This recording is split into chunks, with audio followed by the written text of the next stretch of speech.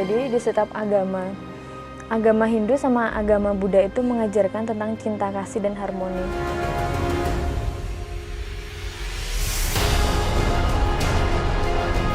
Indonesia itu sangat beragam. Ketika kita menolak keragaman ini, maka kita akan menderita sendiri, gitu, dan kita akan membuat sebuah penderitaan bagi banyak orang.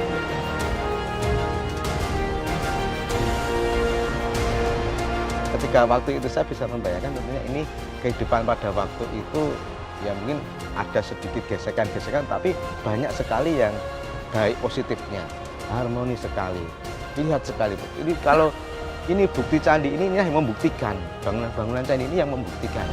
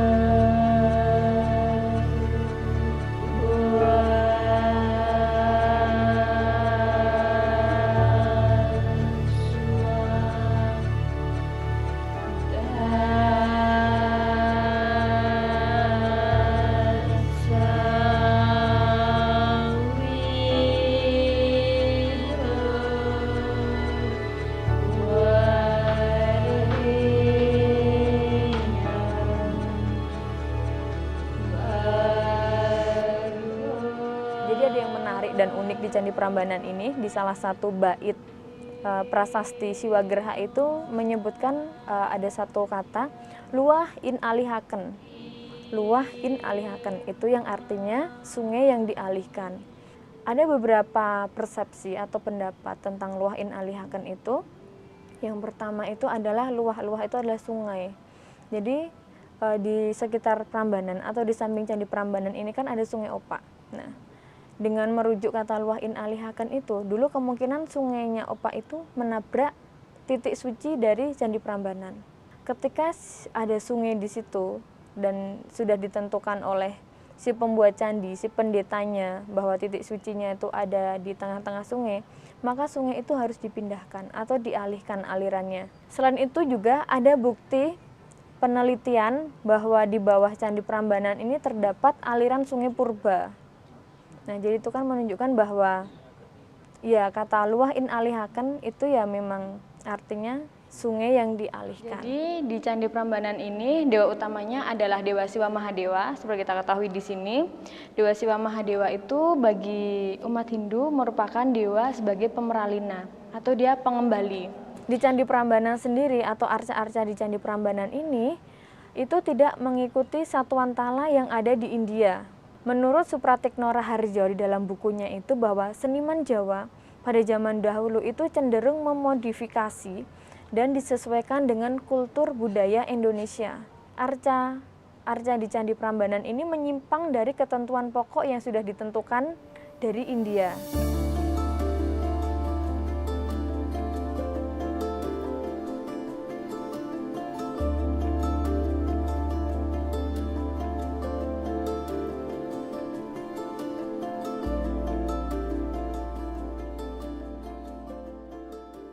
Untuk saya pribadi, Candi Prambanan ini sebuah monumen dan karya agung dan bukti peradaban dari bangsa kita, bahwa bangsa kita pada abad ke-8 itu bisa membangun candi yang semegah ini menggunakan batu-batuan.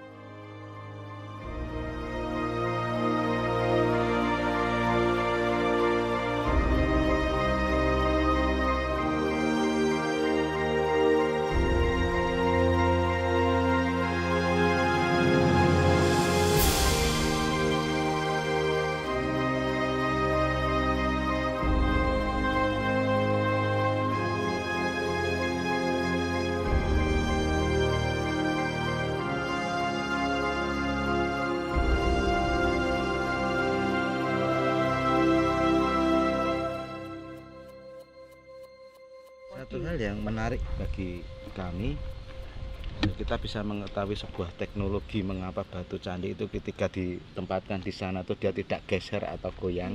Itu ada semacam pengait-pengait seperti ini. Ini kan sudah plek, sudah dimasukkan, dia ini nggak bisa lari kemana-mana karena ini sudah terkait ya Bu Sulis ya. Dan bentuknya macam-macam, tidak hanya seperti ini. Ini sudah ada yang kayak gini ini sudah.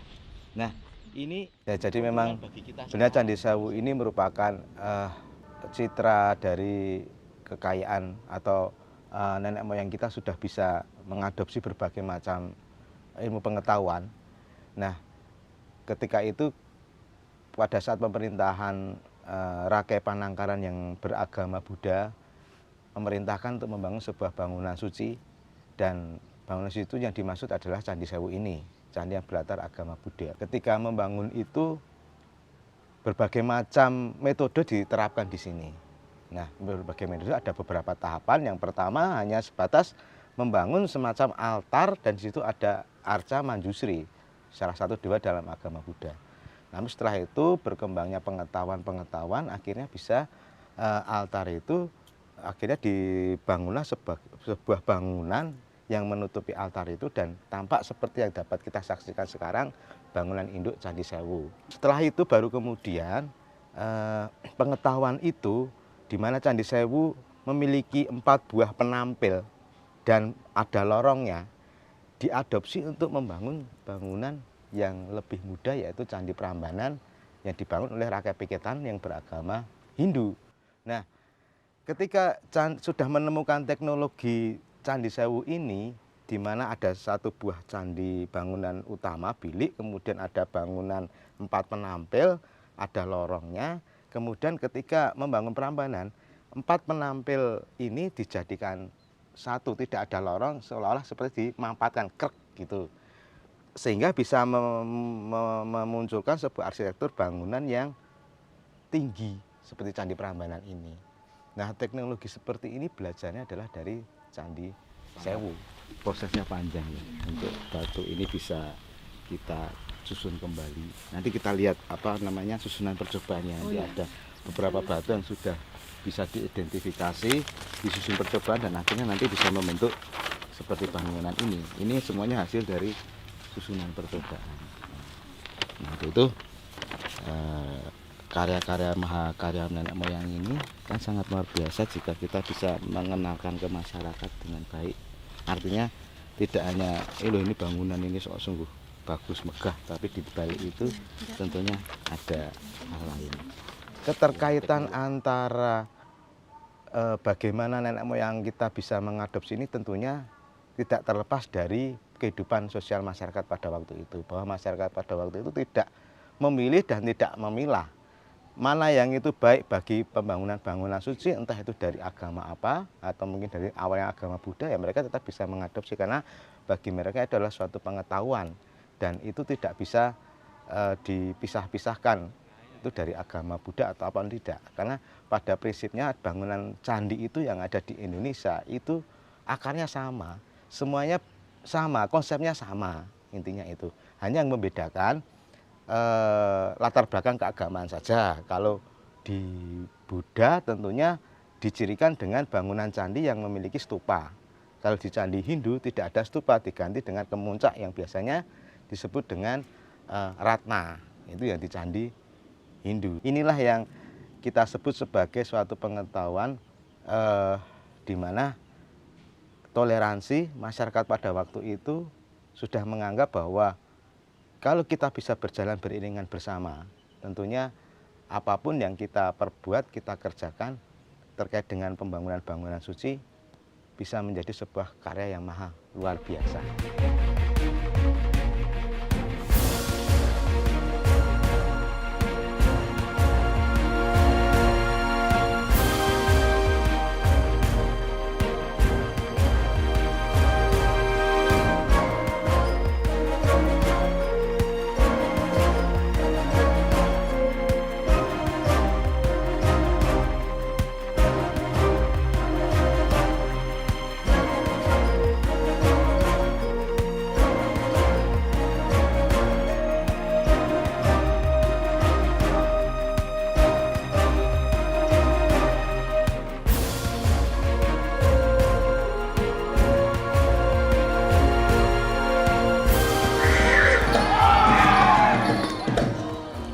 untuk pemilihan epos yang terpahat di relief atau relung Candi Prambanan ini memang yang pertama adalah karya besar dari Empu Walmiki.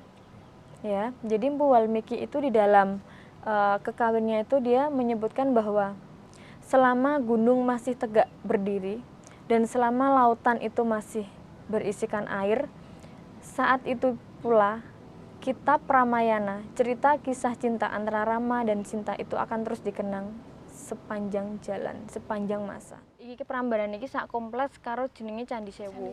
Candi Sewu kan candi Buddha. Jadi sejarah dhisik iki Samaratungga kuwi iki diserang karo jenenge Rake Pupatapan. Nah, Samaratungga kuwi duwe anak wedok ayu jenenge Pramodawardhani.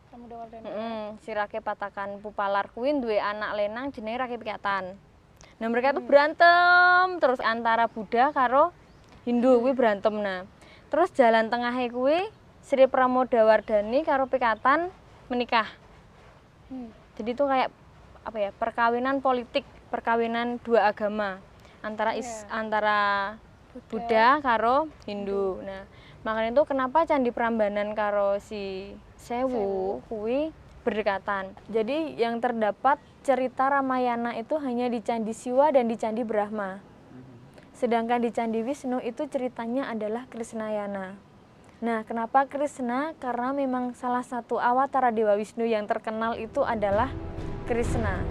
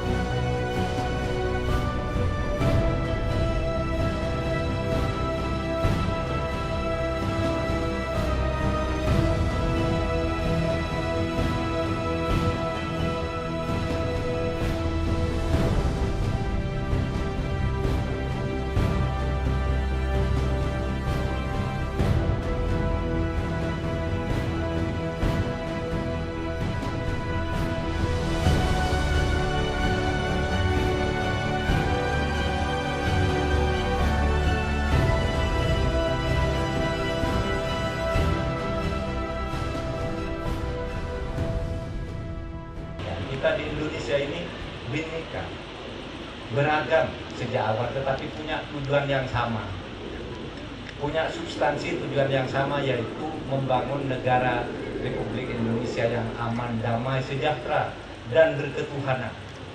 Oleh sebab itu tidak perlu kita konflik hanya karena perbedaan agama. Ajaran agamanya itu laksanakan dengan sebaik-baiknya, maka kita ini akan damai. Yakinlah bahwa orang yang tidak suka perdamaian di antara manusia itu salah di dalam melaksanakan ajaran agamanya. Salah. Kalau orang melaksanakan ajaran agama dengan benar, pasti akan saling kasih terhadap sesama manusia, apapun itu agamanya. Keragaman atau kebinekaan itu sudah ada sejak zaman dulu, baik dalam sisi spiritual, kembali suku, kemudian ras, ya, antar golongan, itu sudah ada sejak dulu, termasuk seperti yang kita lihat peninggalan-peninggalan yang ada seperti candi. Saat ini ada di dekat samping kita ini adalah Candi Sewu, di samping sana ada Candi Prambanan yang notabene mencirikan bagaimana spiritual Hindu di sana gitu, tapi mampu berdekatan. Ini bukan sesuatu yang mudah, saya yakin di zaman itu gitu, dengan proses yang begitu panjang. Ini adalah warisan yang memang kita harus pahami dengan baik, bahwa kita itu sudah memiliki satu pandangan mengenai Bhinneka Tunggal Ika sejak dulu. Dan sekarang inilah yang menjadi pijakan kita untuk tetap hidup berdampingan. Ini saya kira yang harus kita pahami dengan baik.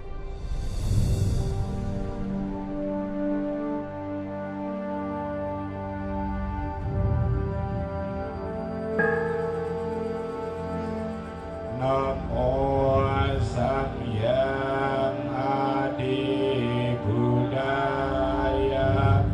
Namo Samyang Adi Buddhaya. Yang Maha Biksu Jinara kita itu mengedepankan satu pandangan yang sampai sekarang kami warisi, yaitu pandangan non-sektarian untuk melihat kebinekaan di Indonesia ini dalam hal ras, suku, agama, ras, dan antar golongan, supaya kami bisa hidup berdampingan, melihat keragaman ini dengan baik gitu. Ini adalah satu warisan yang telah beliau selalu tekankan kepada kami untuk melihat keragaman ini secara objektif. Ketika keragaman ini diusik dengan sebuah pandangan-pandangan yang lebih mensekat gitu ya, atau sektarian, inilah runtuhnya sebuah kelompok, bahkan bangsa Indonesia bisa runtuh jika ini kita biarkan terus-menerus. Maka di momen ini kami terus mengedukasi tentang kebinekaan yang memang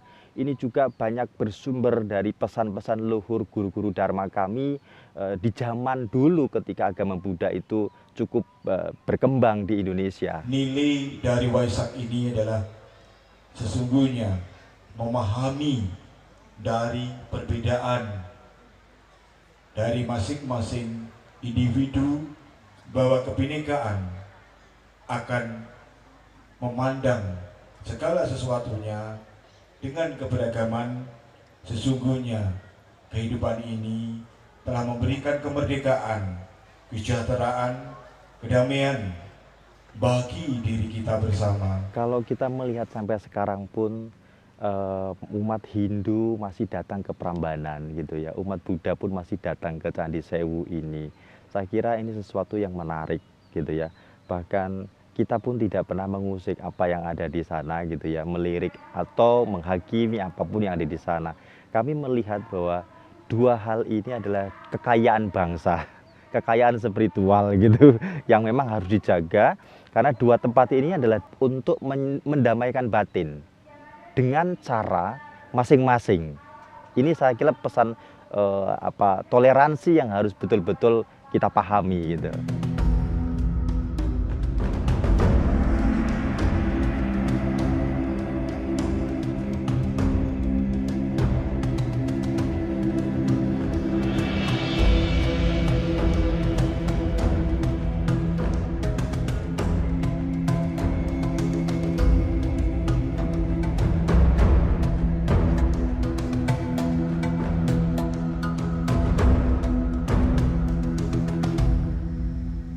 Meskipun ini bernuansa candi berlatar belakang agama Buddhis, tetapi untuk mencirikan, untuk menghormati agama yang lain.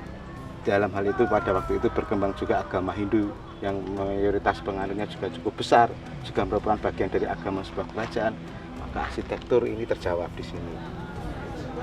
Perpaduan yang harmonis yang tidak bisa kita dapatkan kalau kita tidak mempelajari sisi baik dari sebuah candi di Pelausan ini.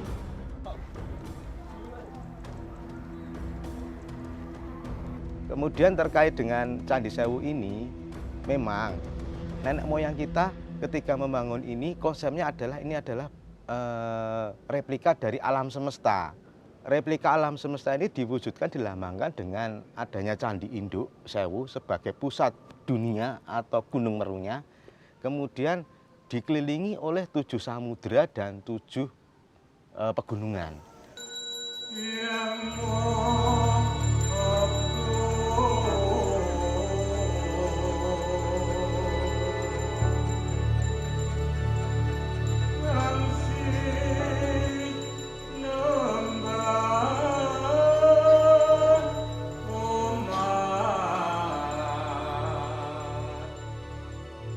Sebagai umat Hindu sendiri, ini juga menjadi salah satu bukti dan kebanggaan untuk kami bahwa leluhur kami, terutama yang beragama Hindu, beragama Siwa, sudah memiliki karya agung yang luar biasa ini. Dan mereka juga memiliki tingkat spiritual yang saya yakin itu melebihi dari kita semua.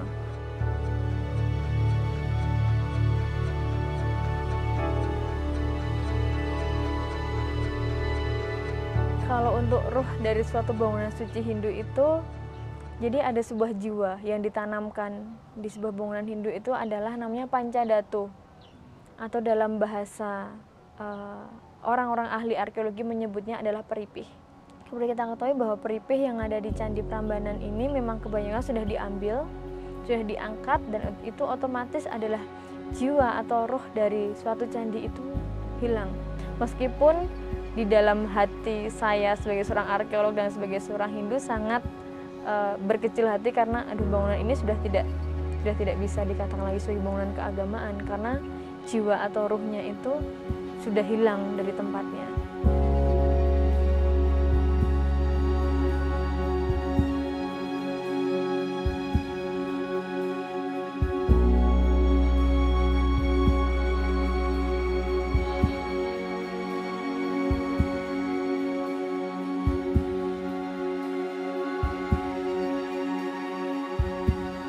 Ya, yang namanya Hindu sama Buddha tidak bisa bersatu ataupun apa. Tetapi memang ia tidak bisa bersatu.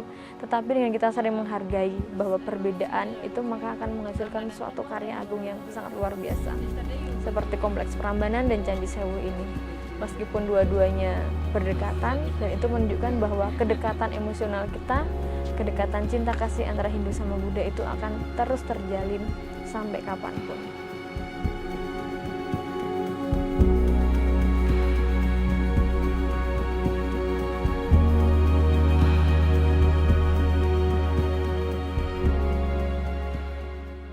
Dari Prambanan dan Sewu juga kita bisa belajar yang namanya toleransi. Sekarang ini di masyarakat Indonesia sedang darurat yang namanya toleransi. Untuk itu marilah kita sama-sama untuk bertoleransi apapun agama kamu. Entah itu kamu Hindu, kamu Islam, kamu Katolik, kamu Kristen. Bercerminlah dari Prambanan dan Sewu.